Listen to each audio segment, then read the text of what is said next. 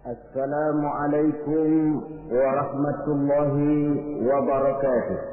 Waalaikumsalam warahmatullahi wabarakatuh. Bismillahirrahmanirrahim. Alhamdulillahi rabbil alamin. Wassalatu wassalamu ala asyrafil anbiya'i wal mursalin wa ala alihi wa ashabihi al-mujahidin at-tahirin. Amma ba'du. Saudara-saudara kaum muslimin rahimakumullah. Pada pertemuan kali ini kita akan membicarakan sebuah hadis di mana baginda Nabi besar Muhammad sallallahu alaihi wasallam bersabda, "Qawamud dunya bi arba'ati asya." Dunia akan menjadi kuat, dunia akan menjadi tegak dan jaya kalau ditunjang oleh 4 perkara. Jadi kalau desa yang kita diami ini ingin menjadi desa yang kuat, jikalau kota yang kita tinggali ini ingin menjadi kota yang kuat, bahkan jikalau negara yang kita cintai ini ingin menjadi negara yang kuat, maka di dalamnya harus ada 4 perkara. 4 pilar-pilar utama yang menunjang tegak dan jayanya suatu negara. Yang pertama, bi'ilmil ulama. Dunia akan menjadi tegak dan jaya kalau ditunjang oleh ilmunya para ulama. Diakui atau tidak, kita berhutang jasa kepada para ulama. Kita belum pernah bertemu dengan baginda Rasul, belum pernah pula mendengar beliau membacakan wahyu. Kalau sekarang sedikit-sedikit kita kenal agama, mengerti halal dan haram, pandai memilah dan memilih antara yang hak dengan yang batil, tahu mana yang pantas dan mana pula yang tercela, kenal Allah adalah Tuhan kita, itu termasuk jasa dan perjuangannya para ulama.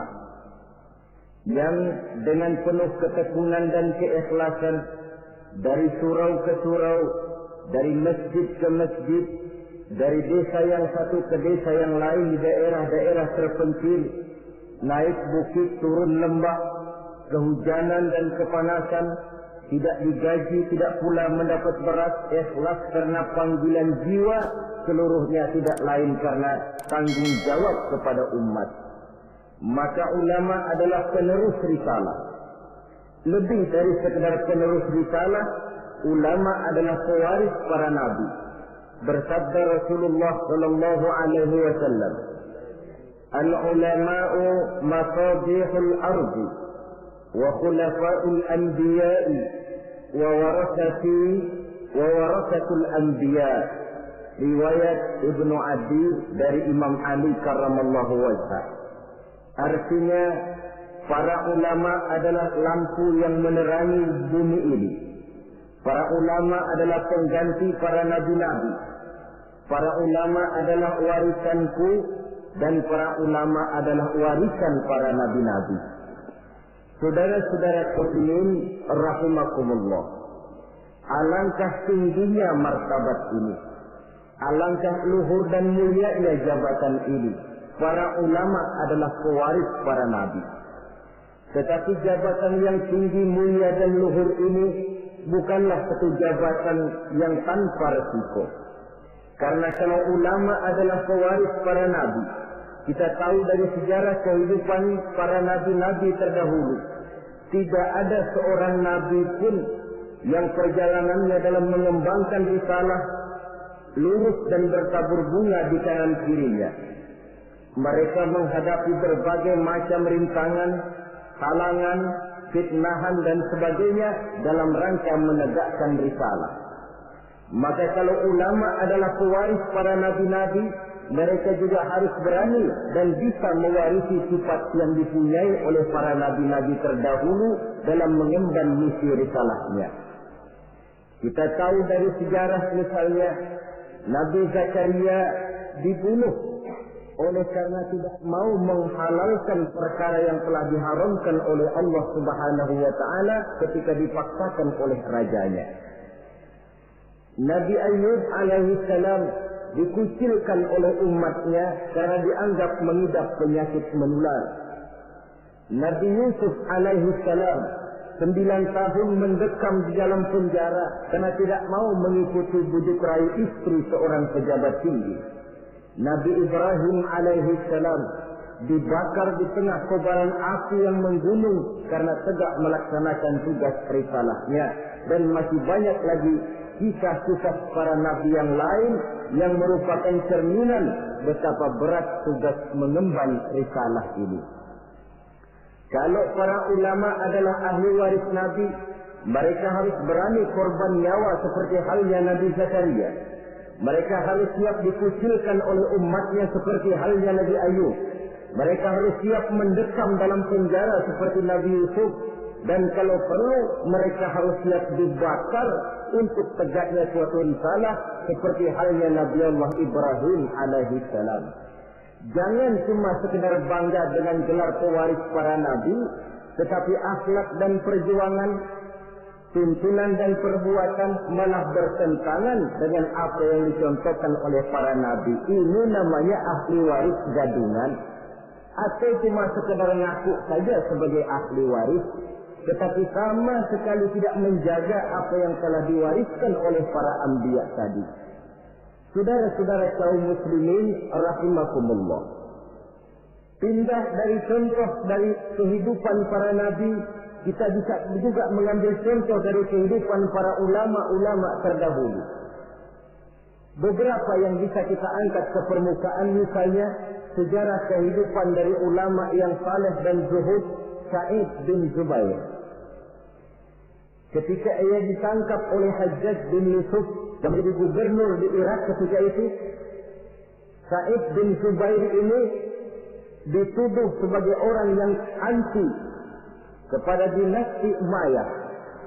Maka dia pun disidang oleh Raja Gubernur Hajjaj bin Yusuf ini. Sa'id bin Zubair sebagai ulama yang teguh pendirian ditanya oleh Hajjaj bin Yusuf, "Namamu siapa?" "Sa'id bin Zubair."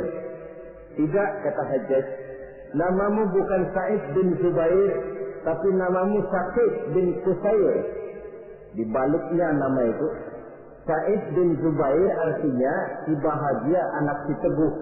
Kalau Sa'id bin Qusair artinya si sempit bin si pecah.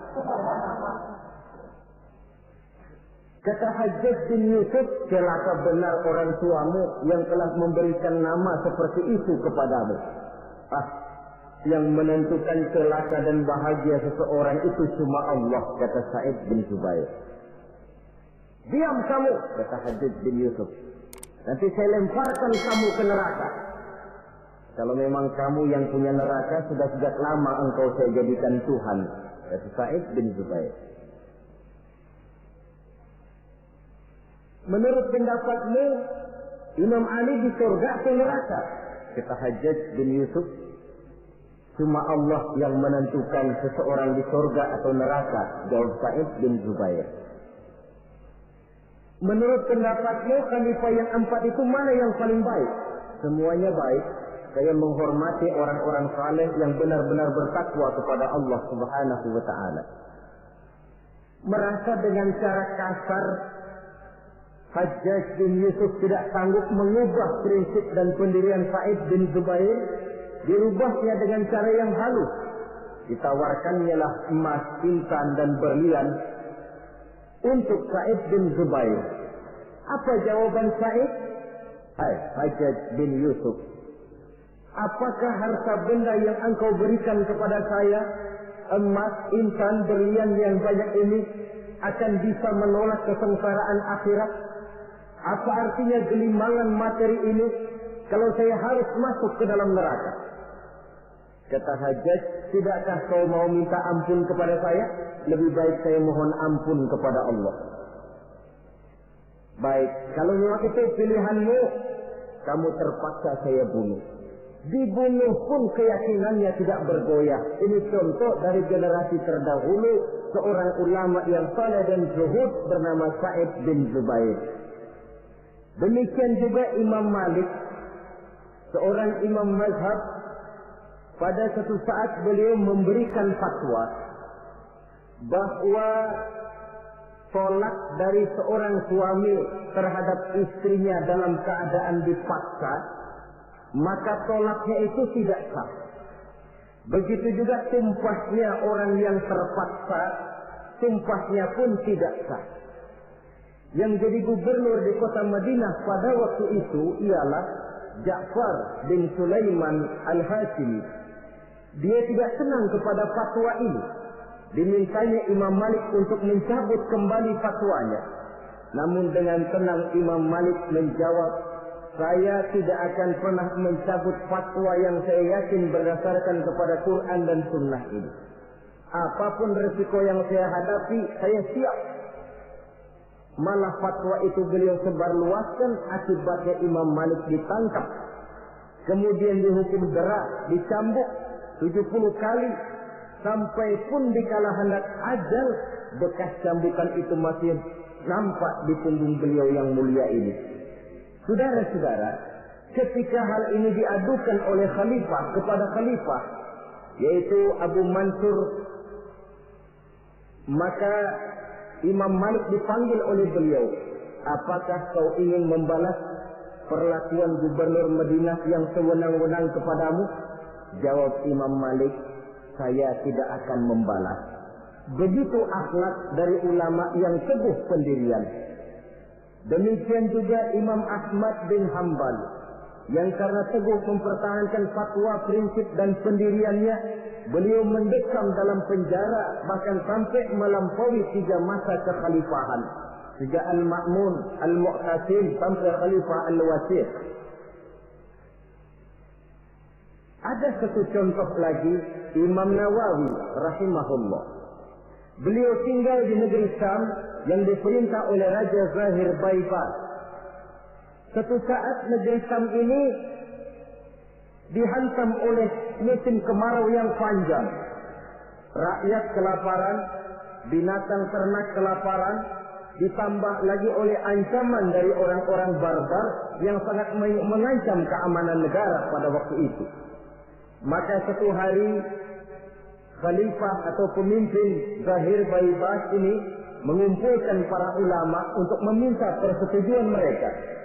Maksud raja ingin mengambil dana dari seluruh rakyat negeri Syam untuk biaya perang mempertahankan negara dari kemungkinan serangan kaum barbar. Sebagian besar para ulama pada waktu itu tertunduk, hanya bisa menyetujui apa yang dikomandokan oleh rajanya ini. Lain dengan Imam Nawawi rahimahullah. Beliau dengan tenang menjawab, Tuan Raja, saya bukan tidak setuju untuk mengambil pajak biaya dari rakyat untuk membiayai perang. Tetapi saya melihat rakyat kita ini sekarang sedang susah dan sengsara. Musim kemarau panjang, binatang ternak mati, rakyat kita sudah cukup susah. Menurut pendapat saya, kata Imam Nawawi, lebih baik tuan-tuan sajalah yang mengeluarkan biaya. Tuan dulu adalah budak dan belum memerdekakan diri tuan. Tuan juga mempunyai budak-budak belian, mempunyai dayang-dayang yang mereka itu berpakaian mewah, bertasakan emas, intan, berlian. Daripada rakyat kecil yang kita peras, Tuan Raja, lebih baik anggota kerajaan saja yang sudah cukup menikmati kekayaan. Rakyat yang sudah kadung sengsara, jangan ditambah lagi kesengsaraannya. Raja tentu melotot. Kata raja, Tuan Imam, tidak pantas Tuan bicara macam itu di majlis ini. Kalau Tuan anggap saya tidak pantas bicara semacam itu, ketahuilah, lebih tidak pantas lagi saya ikut memberikan fatwa untuk memeras rakyat yang memang sudah miskin. Kalau begitu keluar saja kamu dari sini. Baik, keluar Imam Nawawi dari kota Damaskus, pulang kembali ke desa beliau, satu desa kecil bernama Nawa, sehingga beliau disebut Nawawi karena kelahiran kota Nawa itu. Setelah Imam Nawawi kembali ke kota Nawa ini, para ulama-ulama yang tadi kagum dengan pendirian imam yang teguh ini, mereka beramai-ramai datang menghadap raja. Tuan Raja, sebaiknya Imam Nawawi jangan diusir. Sebaiknya minta beliau kembali tinggal ke Damaskus, di Damaskus, karena beliau tempat kami bertanya, beliau tempat kami mengadu, beliau pergi kami merasa kehilangan sekali. Raja yang memang marahnya sudah reda, akhirnya membentuk satu panitia, memanggil kembali Imam Nawawi masuk ke kota Damaskus dengan segala kebesaran akan disambut. Apa jawab Imam Nawawi? Selama Raja Zahir Baibas masih tinggal di kota Damaskus, saya tidak akan pernah masuk ke kota Damaskus. Kalau dia sudah keluar dari sana, saya akan baru masuk ke kota Damaskus. Ini satu contoh dari ulama yang teguh memegang prinsip dan pendirian. Demikian juga halnya nasib yang menimpa Ibnu Taimiyah, yang mendekam dan meninggal dalam penjara. Nasib Abdul Qadir Audah, Sayyid Qutb, Hasan al-Banna, ada yang meninggal dalam penjara, ada yang gugur di tiang gantungan, seluruhnya tidak lebih karena membela dan mempertahankan suatu prinsip, keyakinan dan pendirian. Inilah sikap mental dari yang namanya pewaris para anbiya. Jadi jangan cuma tergoda dengan suatu kebesaran tapi tidak mengerti apa makna kebesaran yang kita sandang itu. Saudara-saudara kaum muslimin rahimakumullah. Dengan demikian maka ulama memang ahli waris para nabi. Tetapi di antara para ahli waris ini ada yang teguh dan kuat menjaga warisan, ada yang tidak tahan godaan untuk menjaga warisan. Rasul wafat seolah-olah beliau berkata, "Hai para ulama, aku meninggalkan kamu semua. Aku tidak tinggalkan emas dan berlian. Aku tidak tinggalkan kebun dan pabrik. Aku tinggalkan Islam kepadamu. Engkau adalah ahli warisku. Jagalah Islam ini baik-baik." Tinggallah para ulama yang menjadi ahli waris Nabi.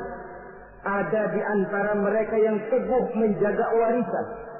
Walaupun lapar, walaupun haus, walaupun hidup serba miskin, mereka tidak akan pernah menjual warisan. Ulama inilah yang merupakan pewaris yang perlu kita ikuti. Walaupun seperti yang disabdakan Nabi, "Sayati ala ummati zamanun, al-qabidu ala dinihi kal-qabid ala jamrah." Akan datang satu zaman di tengah umatku, di mana pada zaman itu orang yang kuat dan teguh memegang agama seperti memegang bara di tangan. Dipegang, tangan terbakar, dilepas bara terbuang. Ulama yang teguh menjaga warisan Nabi tidak goyah prinsip, keyakinan dan pendiriannya bagaimanapun panasnya dia memegang agama. Sebaliknya di pihak lain ada juga para ulama yang setelah diwariskan Islam oleh Nabi ini, mereka tidak tahan penderitaan, mereka tidak tahan lapar, mereka tidak tahan haus. Daripada tidak punya apa-apa, kan lebih baik punya apa-apa. Daripada kelaparan, kan lebih baik kenyang. Ini ada warisan Nabi bernama Islam, jual saja warisan ini. Maka dijualnya warisan tadi. Turunlah dia dari pewaris Nabi menjadi bekas pewaris dari para nabi-nabi. Saudara-saudara kaum muslimin, ini termasuk dalam hadis yang diriwayatkan oleh Imam Hakim dari Anas, bersabda Rasulullah sallallahu alaihi wasallam, "Wailun li ummati min ulama'i su'i yattakhizuna hadzal ilma tijaratan yadha min umara'i zamanihim rabhan li anfusihim la arbahallahu tijaratahum." Celakalah umatku akibat tingkah laku ulama-ulama yang jahat. Kenapa? Karena ulama merupakan panutan. Kalau seorang yang biasa berbuat salah, salahnya barangkali hanya menjerumuskan dirinya sendiri, paling-paling keluarganya. Tapi kalau seorang ulama salah, sedangkan di masyarakat dia menjadi panutan dan contoh, kesalahannya akan menjerumuskan puluhan, ratusan, ribuan, bahkan mungkin jutaan umat yang mendengar fatwa dan nasihat-nasihatnya. Jika kalau Nabi mengatakan, "Wailun li ummati min ulama'is su'," celaka umatku akibat tingkah laku ulama yang jahat perangainya ini. Bagaimana tingkah laku mereka? Kata Nabi, yattaqizuna hadzal ilma tijaratan yabi'unaha min umara'i zamanihim. Mereka mengambil ilmu agama ini sebagai barang dagangan yang mereka jual kepada penguasa zaman mereka. Agama dijadikan semacam ajang bisnis. Hukum halal haram bisa diatur menurut selera penguasa. Yang penting si ulama mendapat keuntungan. Celakalah agama dan celakalah umat. Kalau ulama sudah menjadikan ilmu agama ini sebagai barang dagangan yang diperjualbelikan kepada penguasa di zaman mereka hidup. Dengan harapan apa? Rabahan li anfusihim, mengharap keuntungan bagi diri mereka sendiri.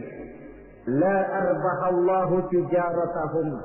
Nabi menjanjikan Allah sama sekali tidak akan menguntungkan perniagaan mereka itu. Saudara-saudara kaum muslimin rahimakumullah. Kadang-kadang waktu belum dapat apa-apa suaranya nyaring. Ustaz, ini hukumnya apa? Waktu belum dapat apa-apa. Tapi sedikit dapat duit mulai ditelok suaranya. Yang tadinya bilang nyata-nyata haram, sekarang halal.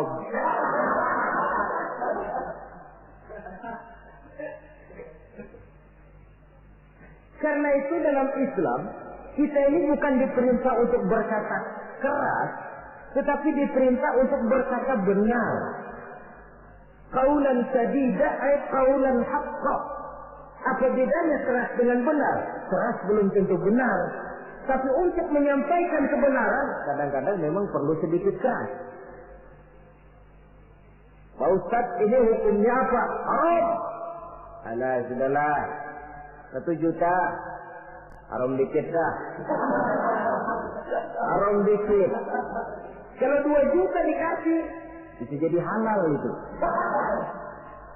Itu keras tapi tidak benar. Yang dimaksud ucapan yang benar, ini hukumnya apa Pak? Haram. Bagaimana kalau 1 juta? 2 juta juga haram. Sekali haram, selamanya tetap haram.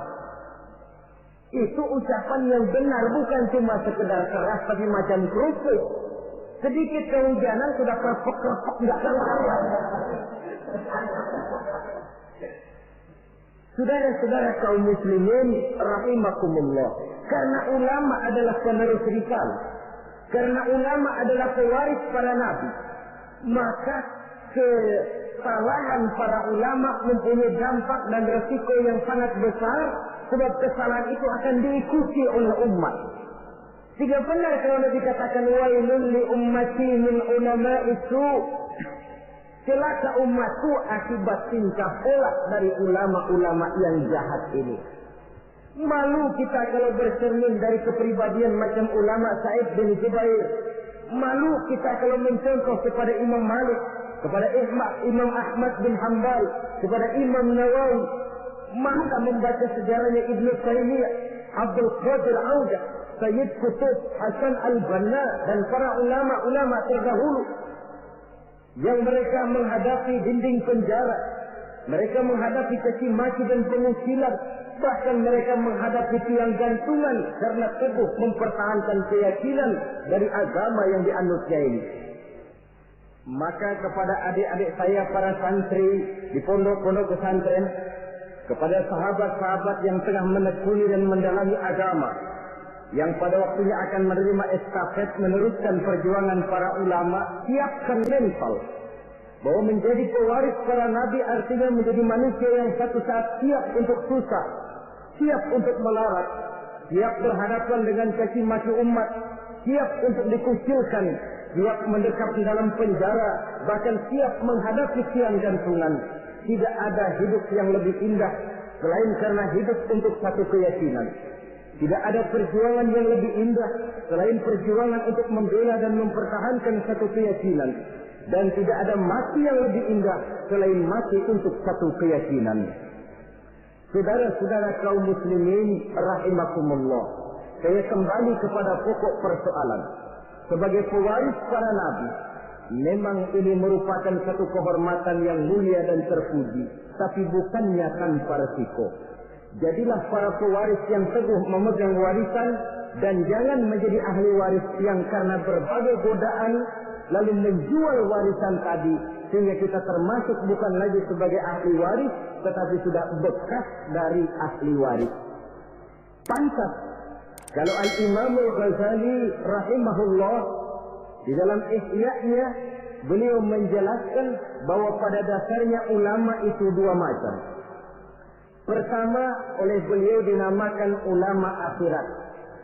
Yang ciri-cirinya, pertama, mereka itu mengajak manusia ila tauhid, mengajak manusia dari kemusyrikan kepada tauhid, dari ketergantungan kepada benda menjadi orang yang hanya bergantung kepada Allah. Yang kedua, mereka mengajak manusia minar rughdi ila zuhdi, dari tamak dan rakus kepada dunia menjadi sikap zuhud. Yang ketiga, mereka mengajak manusia minar riya ila ikhlas, dari penyakit riya kepada sifat terpuji yang bernama ikhlas. Yang keempat, mereka mengajak manusia minal adawah ila nasihat, dari sikap permusuhan kepada sikap saling nasihat menasihati. Adapun yang kedua yang oleh beliau dinamakan ulama dunia dan dalam bahasa populernya dinamakan ulama usu atau ulama-ulama yang jahat, termasuk cirinya di antara mereka ulama yang suka memberikan fatwa yang sesat, atau kalau tidak sesat tapi membuat bingung umat. Hukum yang sudah jelas dibikin remeng-remeng, samar-samar sehingga umat lalu menjadi kebingungan. Atau ulama yang suka menyebarkan fitnah, jual muka, jilat sana, jilat sini untuk mendapatkan kedudukan. Kemudian juga termasuk penjilat dan bermoral rendah, selalu kasak kusuk mengejar kedudukan, kalau perlu menggunting dalam lipatan, menjegal kawan seiring, tidak jadi soal asal dia bisa naik ke atas. Karena itu, sungguh pun kita diperintahkan untuk mengikuti ulama. Marilah mengikuti ulama yang benar-benar teguh menjaga dan memelihara warisan dari para nabi ini. Dengan begitu, maka kita sudah berpegang kepada pesan Allah Subhanahu wa taala dalam Al-Qur'an, "Fa in tanaza'tum fi shay'in farudduhu ila Allah wa rasulih." Apabila kamu berbeda pendapat tentang suatu hal, kembalikan kepada Allah dan Rasulnya. Artinya, kembalikan kepada Quran dan Sunnah. Maksudnya, kembalikan kepada orang yang mengerti tentang Quran dan Sunnah, yaitu para ulama. Dalam bentuk yang lebih tegas Allah katakan, "Fas'alu ahla dzikri in kuntum la ta'lamun."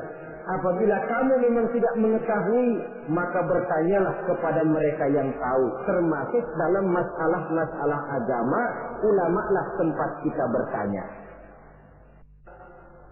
Saudara-saudara kaum muslimin rahimakumullah, mengambil hukum langsung dari Quran dan Sunnah sepenuhnya tidak dilarang, asal saja orang tahu diri. Tahu diri macam mana? Kalau saudara dari Jakarta akan berangkat ke Surabaya, mobil punya, mesin ngerti, SIM STN komplit, peraturan lalu lintas tahu, jalanan Jakarta Surabaya pun hafal, silahkanlah berangkat sendiri, insya Allah selamat. Tapi kalau saudara mobil saja tidak punya, peraturan lalu lintas pun tidak tahu, jalanan Jakarta ke Surabaya lewat mana saudara sepenuhnya juga tidak tahu, saya yakin lebih aman kalau saudara naik kereta. Ikut masinis yang memang Jakarta Surabaya sudah jalanannya tiap hari. Itu sebabnya seorang ulama besar macam Imam Nawawi rahimahullah, ketika satu hari seorang santrinya datang, kata santrinya ini, kenapa? Tuan ini allamah, bahrul ulum, lautan ilmu, hafaz Quran, hafaz ribuan hadis, mengarang kitab-kitab besar. Kenapa tidak bikin mazhab sendiri saja?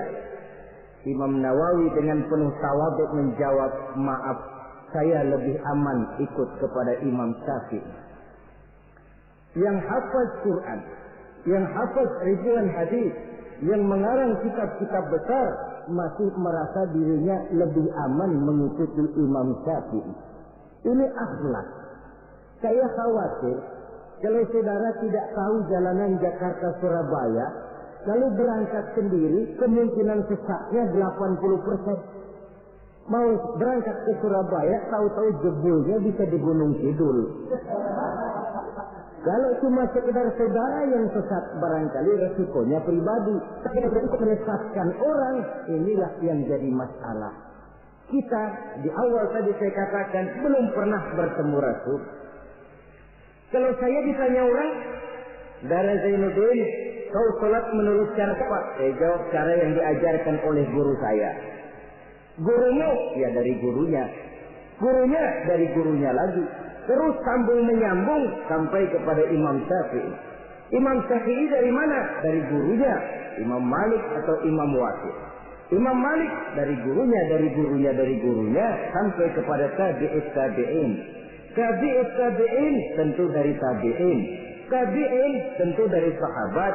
Sahabat dari Nabi. Nabi dari Jibril. Jibril dari Allah Subhanahu wa ta'ala. Pengkolnya sih tetap di sana. Cuma sambung menyambung secara mutawatir sampai kepada kita sekarang ini. Ayat Quran elastis. Dibawa kemanapun dia mau, tergantung niat baik dari orang yang mentafsirkannya.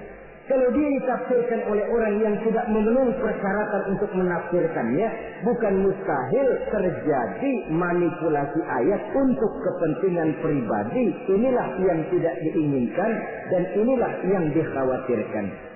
Oleh karenanya, ulama merupakan ahli waris dari para nabi dan kita menjadi ulama yang benar-benar teguh menjaga dan memegang warisan tadi. Tetapi kalau warisannya sudah tidak ada lagi, maka tidak usah mengikuti yang semacam itu. Ini pernah disabdakan oleh Rasulullah Sallallahu Alaihi Wasallam dalam hadis yang diriwayatkan oleh Imam Baihaqi. Beliau bersabda, "Yusifu an ya'ti 'ala an-nasi zamanun la yabqa min al-Islam illa ismuh, wa la yabqa min al-Qur'an illa rasmuh.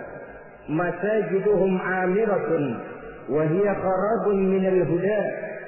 Ulama'uhum sarrun man tahta adimi as-sama' min 'indihim takhrujul fitan wa fihim ta'udu." Pada suatu saat kata Nabi akan datang di tengah masyarakat manusia, di mana pada zaman itu la yabqa minal Islam illa ismuh. Akan datang satu masa di mana pada masa itu Islam ada tapi cuma sekedar tinggal namanya saja. Islam ada tapi cuma tinggal nama saja. Bahasa Jermannya nama doang. Tapi ajaran Islam tidak pernah nyata dalam kehidupan sehari-hari. Nama Islam, perbuatan tidak Islam lagi. Kadang-kadang namanya Muhammad Mukmin, perbuatannya nyolong ayam. Islam ada tapi cuma sekedar tinggal nama saja. Wala yabqa minal Qur'an illa rasmuh. Quran pun ada tapi cuma sekedar tulisannya saja. Ada Quran tapi cuma tulisan. Paling banter di musabaqah kan. Ya masih lumayan lah. Tapi kan yang lebih penting sebenarnya adalah bagaimana mengusahakan musabaqah pengamalan ajaran Quran. Masajiduhum 'amiratun. Masjidnya megah, masjidnya mentereng, masjidnya mewah. Wa hiya qarabun minal huda, tapi kosong dari hidayah. Masjid tidak lebih seperti museum, besar, anggun, tapi sepi, tempat menyimpan benda-benda kuno. Itu nasib masjid di zaman itu, di mana Islam cuma tinggal nama, Quran cuma tinggal tulisan. Masjid besar, tapi ajaran Islam tidak terpancar dari sana. Masjid yang besar nasibnya bak museum saja. Tidak lagi berfungsi seperti masjid di zaman Rasul. Di zaman baginda Rasul, di masjid beliau mengajar umat, di masjid beliau bermusyawarah, Di masjid beliau mengatur negara. Di masjid beliau mengatur strategi perang. Masjid merupakan pusat kegiatan umat. Suatu zaman nanti kata Nabi akan datang di mana masjid ada, besar, megah, dibangun dengan biaya besar, tapi kosong dari hidayah, tidak ada lagi nur ilahi yang terpancar di dalamnya. Na'udzubillah. Di zaman itu ulama'uhum syarrun man tahta azimis sama. Ulama-ulama mereka adalah yang terjahat yang ada di bawah kolong langit ini. Min indihim takhrujul fitan wa fihim ta'ud. Dari mulut mereka keluar fitnah dan akibatnya kepada mereka juga fitnah itu kembali. Inilah satu zaman yang kita khawatir dan kita berlindung kepada Allah jangan menemui masa semacam itu. Saudara, orang-orang yang anti-Islam sekarang ini, mereka tidak mungkin menghantam Islam dengan mengirim satuan militer. Kita dengan strategi sekali. Caranya bagaimana? Pertama, pisahkan umat dari ulamanya. Kalau itu berhasil, tanamkan keraguan kepada sunnah. Kalau itu pun sukses, mereka masuk kepada tujuan yang paling inti, tanamkan keraguan kepada Quran. Disadari atau tidak, diakui atau tidak, tiga sistematik ini secara bertahap mulai diterapkan orang di tengah kehidupan kita. Mau hancurkan Islam, pertama, pisahkan umat dari ulama. Kalau umat sudah berpisah dari ulama, sama saja istilah yang banyak disampaikan orang, macan sudah dipisah dari hutan. Padahal ulama dengan umat persis hutan dengan macan. Macan tidak bisa pisah dengan hutan, hutan pun tidak bisa ditinggalkan macan. Kenapa? Saudara lihat saja. Kalau hutan sudah ditinggalkan oleh macan, maka biasanya hutan yang tidak ada macannya tidak jadi hutan yang serem. Disembarangi orang. Datang petani nebang pohon seenaknya. Kenapa kok berani? Hutannya nggak ada macannya. Datang kambing buang najis seenaknya. Kok berani? Hutannya nggak ada macannya. Datang badak nyeruduk seenaknya. Kok berani? Hutan tidak ada macannya. Maka satu desa, satu kampung, satu kota, kalau tidak ada ulamanya, biasanya disembarangi orang. Apa saja mudah masuk ke desa, ke kota, ke kampung yang tidak ada ulama dan tidak ada pengajian di sana. Datang ingkar sunnah masuk. Datang Islam jamaah masuk. Datang Islam sejati masuk. Datang pikiran yang merusak Islam pun masuk. Kenapa? Hutan tidak ada macannya, disembarangi orang. Sebaliknya pun, macan juga kalau sudah tidak tinggal di dalam hutan, biasanya akan jadi tontonan. Macan yang tidak tinggal di hutan, hilang seremnya. Orang nggak takut. Coba lihat di kebun binatang atau di taman safari. Itulah nasib macan yang sudah keluar dari hutan. Jadi tontonan orang. Bahkan anak kecil berani lihat dari dekat, nunjuk lagi. Macan lucu ya. Lucu katanya. Ya Allah. Jadi macan kalau sudah meninggalkan hutan, macan lucu. Ini ulama kiai kalau sudah meninggalkan jamaahnya, meninggalkan pesantren, meninggalkan masjid, meninggalkan umat, kiai lucu. Maka macan harus jaga hutan. Tapi hutan pun harus tahu apa kebutuhan macan. Jangan cuma macan saja disuruh jaga hutan, tapi hutannya pelit, tidak mau memberi makan kepada macan. Loyo macannya.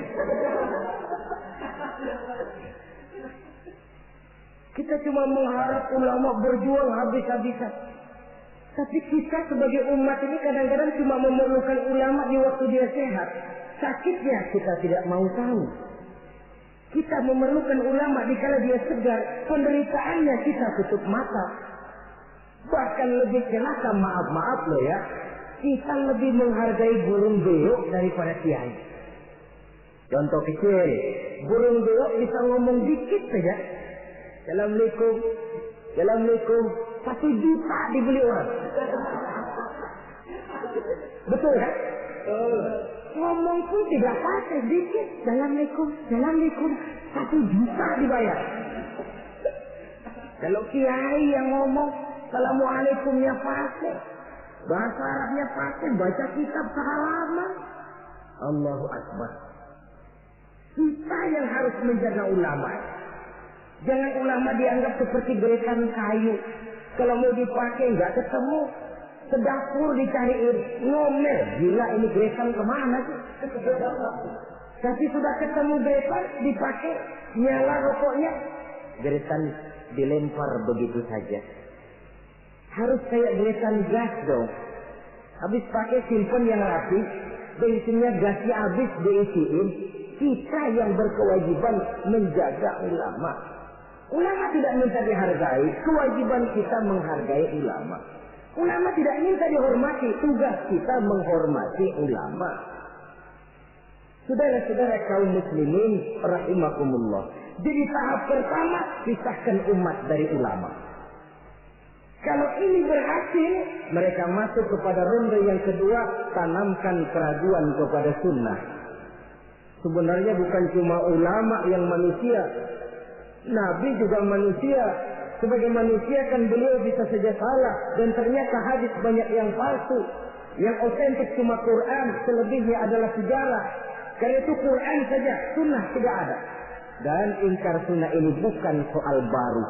Di akhir Khawarij, masa Khawarij sudah ada orang-orang yang ingkar sunnah. Sama saja dengan orang yang ibu jari, jempolnya ini luka, lalu berpikir daripada jempol luka, lebih baik tangan kita ini dipotong saja, nanti kan jempolnya nggak sakit.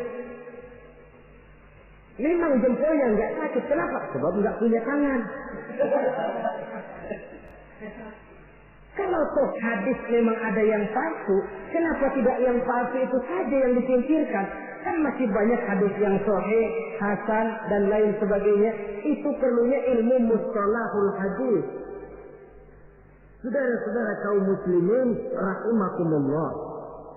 Kalau ini pun berhasil, mereka akan masuk kepada yang paling target utama, menanamkan keraguan kepada Al-Quranul Karim. Ini Quran lahir 14 abad yang lalu dan berhasil menjawab tantangan zaman itu.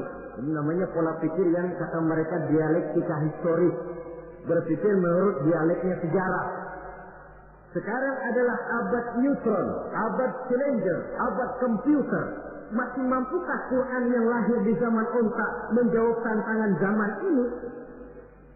Ditanamkan keraguan kepada sunnah. Mereka cari ayat-ayat, spesialisnya mencari ayat-ayat untuk menghantam kelemahan kita itu sendiri. Saudara-saudara, sistematiknya begitu. Dipisahkan kita dari ulama, ditanamkan keraguan kepada sunnah, dan klimaks paling puncak ditanamkan keraguan kepada Al-Quranul Karim. Nah, masalahnya sekarang tentang kita dan ulama. Orang makin mengakui bahwa ulama sekarang ini sudah merupakan jenis makhluk langka. Bahkan barangkali sudah harus dilindungi dari kepunahan. Kenapa ulama makin langka? Pertama, ulama ini, orang jadi ulama itu bukan dapat SK dari pemerintah atau aparat-aparatnya, tidak. Ulama itu lahir karena legitimasi umat, pengakuan umat. Ilmunya diakui, akhlak, ibadah, dan perjuangannya jadi panutan, umat lalu memberikan gelar kiai, ulama. Oleh karena itu dia dikatakan pemimpin non formal. SK-nya di tangan umat, maka tidak kenal pensiun. Apa pernah saudara dengar ada pensiunan kiai? Loh Pak, dia itu dulunya kiai besar, sekarang sudah pensiun. Kalau yang pejabat mantan itu banyak, mantan camat, mantan gubernur, mantan menteri, tapi mantan ulama, na'udzubillah. Sebab kalau sudah soal mantan, soal bekas, mending bekas maling loh daripada bekas kiai. Sebab apa? Bekas maling ada harapan jadi ustaz.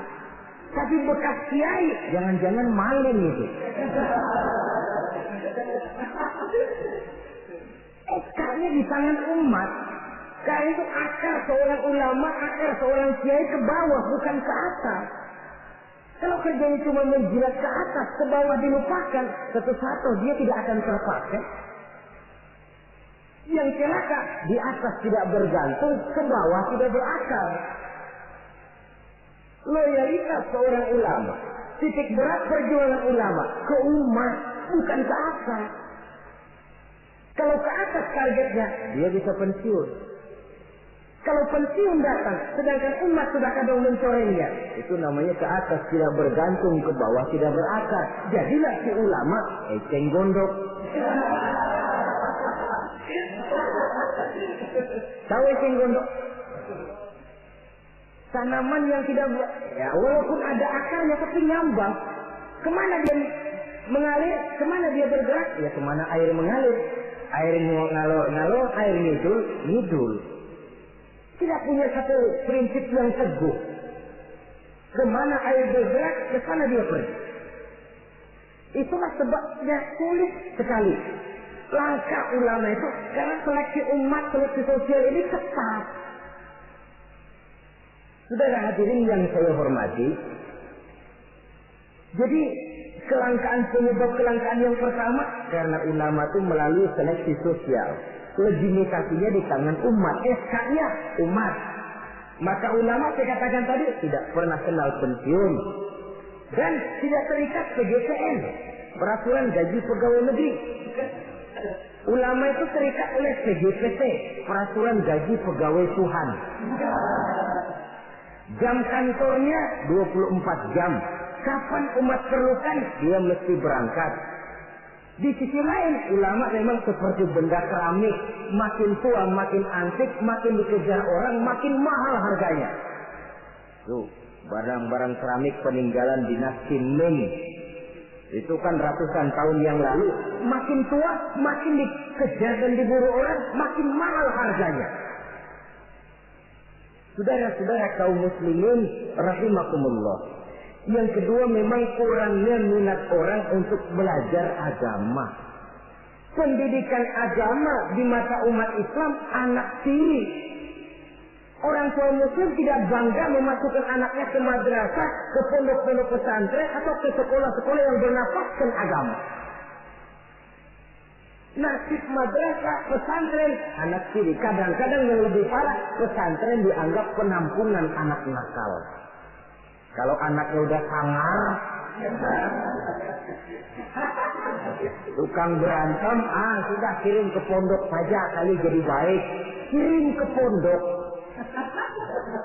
Kayaknya pondok cuma penampungan anak-anak nakal saja. Ada kesan anak tiri kan tidak bangga anak masuk madrasah. Latar belakangnya apa? Latar belakangnya karena pemikiran perut. Sekolah sama dengan ijazah, ijazah sama dengan lapangan kerja. Kalau tidak jadi pegawai negeri, mati. Pola pemikiran perut. Timbul masalah. Kalau anak masuk pesantren apa nanti bisa masuk kerja di Pertamina? Apa kalau masuk sanawiyah nanti bisa diterima di Departemen Keuangan? Pola pemikiran perut. Kadang-kadang orang tua muslim itu masukkan anak ke madrasah biasanya alternatif terakhir. Kalau sekolah umum di sana sudah tidak terima, sekolah sana penuh, sekolah sini tutup, baru ke madrasah. Itu pun nggak bangga. Ditanya temannya, anaknya sekolah di mana Pak? Anak saya mah daripada nggak sekolah. Coba lihat, daripada nggak sekolah katanya. Habis dimasukin kemana? Saya masukin ke madrasah.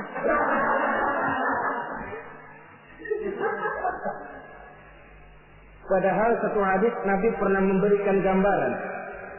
Inna Allah la yaqbidul ilma intiza'an yantazi'uhu min suduril ibad, walakin yaqbidul ilma biqabdil ulama. Allah Subhanahu wa ta'ala menarik ilmu pengetahuan tidak dengan mencabutnya dari hati seorang hamba, tapi Allah menarik ilmu pengetahuan dengan jalan mewafatkan ulama. Dan kenyataan mengajarkan kalau lurah mati, hari ini dia mati, besok naik gantinya. Camat meninggal, lusa dilantik gantinya. Jenderal wafat, minggu depan naik gantinya. Tapi kalau sudah kiai wafat, ulama meninggal, 5, 10, 15, 20 tahun yang akan datang, belum tentu akan muncul gantinya. Saudara-saudara kaum muslimin rahimakumullah. Dua penyebab ini yang menyebabkan langkahnya ulama.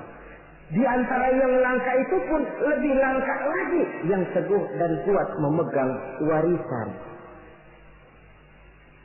Oleh karenanya kita mempunyai pengharapan yang besar. Apalagi seorang ulama tidak mutlak harus muncul dari pondok pesantren. Mungkin saja dari perguruan tinggi umum yang diimbangi dengan mengaji, mendalami kitab-kitab agama dari ulama-ulama terkemuka, sehingga dia bisa memadukan antara kemampuan intelektualnya dengan bimbingan keagamaan, berpadu nur ilahi dengan kemajuan sains, menjadi teknokrat yang berjiwa agama dan berilmu agama. Saudara-saudara kaum muslimin rahimakumullah, sama saja saudara punya gelas satu lotin, 2 hari sekali pecah satu, lama-lama kan habis. Saudara tidak usah bingung kalau pabriknya mesti terus bikin gelas. Sebaliknya, saudara punya gelas satu gudang, 1 hari sekali pecah satu, lama-lama habis kan. Pabriknya sudah kadang berhenti bikin gelas. Begitu gelas saudara habis, pabriknya berhenti bikin gelas. Kira-kira di mana kita minum? Bisa pakai tangan, bisa dibatok, bisa pakai daun lah. Ulama wafat, kita sedih. Tapi tidak usah bingung kalau pabrik yang bikin ulama itu masih jalan terus. Apakah itu majelis taklim, pondok-pondok pesantren, pembinaan keagamaan secara intensif. Karena memang makin ke depan tantangan ini makin tidak ringan. Diperlukan ulama-ulama yang sanggup menjawab tantangan zamannya, karena menyampaikan Islam berarti memberikan jawaban Islam terhadap masalah-masalah kehidupan. Saudara-saudara kaum muslimin rahimakumullah. Sebuah riwayat ingin saya sampaikan menutup uraian yang singkat ini. Di zaman Bani Israel, hiduplah 7 orang ulama yang masih muda-muda. 7 orang ulama yang masih muda ini mereka teguh dan kuat memegang agamanya, walaupun mereka tinggal di masa pemerintahan yang zalim dan memusuhi mereka. Mereka tidak goyah barang sedikit pun.